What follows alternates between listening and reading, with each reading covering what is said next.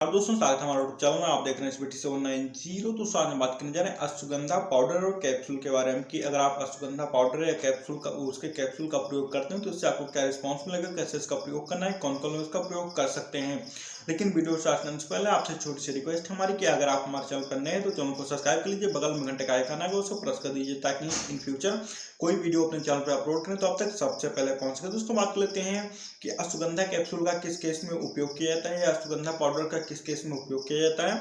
तो अगर आपकी हाइट नहीं बढ़ रही है तो वहां पे अगर आप अश्वगंधा कैप्सूल या पाउडर का प्रयोग करते हैं तो काफी अच्छा रिजल्ट देखने को मिलता है, क्योंकि क्या होता है कि 24-25 साल के बाद में हाइट बढ़ना बिल्कुल बंद हो जाती है।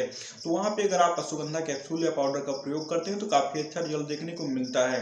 दोस्तों बात कर लेते हैं कि आपको अश्वगंधा कैप्सूल प्रयोग करना चाहिए, पाउडर प्रयोग करना चाहिए। तो जो दोस्तों अश्वगंधा होता है, इसका जो पाउडर होता है वो खाने में थोड़ा अच्छा नहीं होता है, क्योंकि मैंने भी प्रयोग करके देखा है।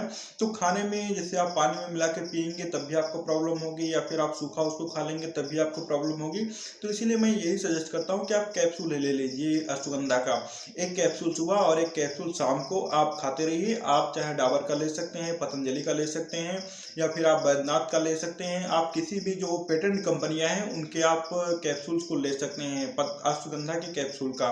और दोस्तों अगर आपको बहुत ज़्यादा दुबले पतले हैं और आप जैसे आप उठ के खड़े होते हैं तो आपको चक्कर आने लगता है, आपका वजन नहीं बढ़ रहा है, तो इसके साथ में आप शिलाजीत कैप्सूल का भी प्रयोग कर सकते हैं।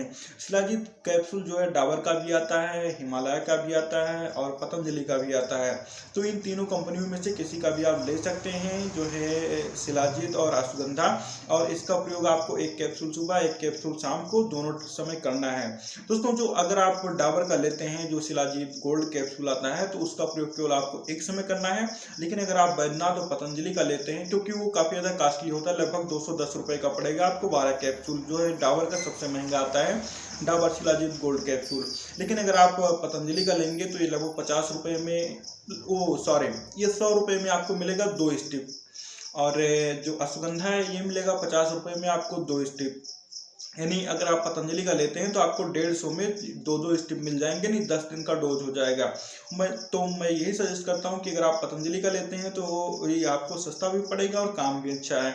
लेकिन अगर आप चाहते हैं कि डाबर का लें तो डाबर का भी ले सकते हैं, लेकिन डाबर का शिलाजीत गोल्ड कैप्सूल केवल एक समय आपको प्रयोग करना है, अश्वगंधा का आपको दोनों समय प्रयोग करना है। तो इससे क्या होगा, आपकी हाइट भी बढ़ेगी और उसके साथ साथ में अगर आप बहुत ज़्यादा दुबले पतले थे तो वहाँ पे भी काफ़ी अच्छा जो है रिजल्ट देखने को मिलेगा। तो जिनकी उम्र 18 साल से ऊपर की हो सभी लोग इसका प्रयोग कर सकते हैं। और अगर आप स्पेशली हाइट के लिए प्रयोग कर रहे हैं तो उसके साथ साथ में आपको हैंगिंग एक्सरसाइज भी करनी होगी।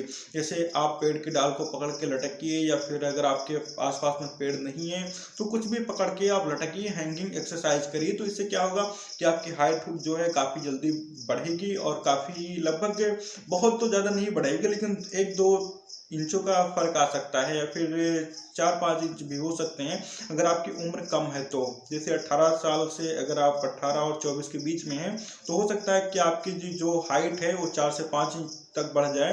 लेकिन अगर आप 25 क्रॉस कर चुके हैं तो आपकी हाइट 2 से 3 इंच के बराबर ही रहेगी, उससे ज़्यादा बड़ी नहीं हो सकती है। तो आप हैंगिंग एक्सरसाइज भी करते रहिए, उसके साथ साथ में इन दवाओं का भी प्रयोग करते रहिए। इन दवाओं के प्रयोग से आपके अंदर जो कमजोरी थी वो दूर हो जाएगी और प्लस आपके हाइट के ऊपर भी अच्छा खासा असर देखने को मिलेगा।